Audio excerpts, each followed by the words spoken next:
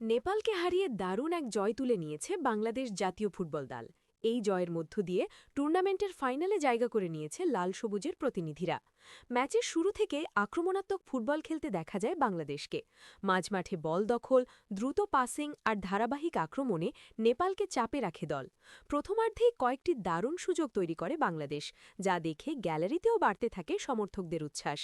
দ্বিতীয়ার্ধে আরও আত্মবিশ্বাসী হয়ে মাঠে নামে বাংলাদেশ। ডিফেন্স ছিল সংগঠিত, গোলরক্ষক ছিলেন দুর্দান্ত।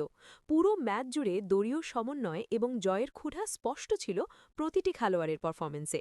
এই জয় শুধু একটি ম্যাচ জেতা নয়, এটি পুরো দলের পরিশ্রম, আত্মবিশ্বাস এবং নতুন স্বপ্নের প্রতিফলন।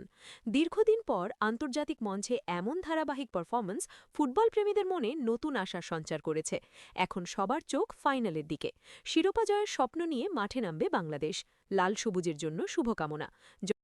জয়ের ধারাবাহিকতা যেন ফাইনালেও বজায় থাকে।